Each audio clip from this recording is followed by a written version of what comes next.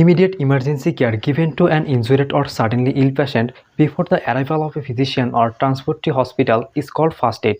অর্থাৎ দুর্ঘটনা ঘটার পর রোগীকে ডাক্তারের কাছে নিয়ে যাওয়ার পূর্বে যে সেবা বা চিকিৎসা দেওয়া হয় তাকে বলা হয় প্রাথমিক চিকিৎসা বা ফার্স্ট এইড।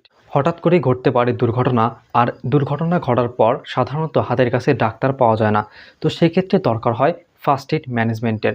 তো প্রিয় দর্শক, আজকে আমরা আলোচনা করব একটি ফার্স্ট এইড বক্সের মধ্যে কি জিনিসপত্র থাকে বা কি ইকুইপমেন্ট থাকে এবং সেগুলোর সঠিক ব্যবহার সম্পর্কে আজকে আলোচনা করব।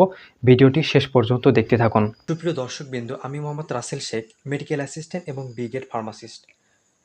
আজকে আপনাদের সামনে আলোচনা করব একটি ফার্স্ট এইড বক্সের মধ্যে কোন জিনিসগুলো থাকে এবং কোন জিনিসগুলো কিভাবে ব্যবহার করতে হয় সেগুলো নিয়ে আজকে আপনাদের সামনে বিস্তারিত আলোচনা করব।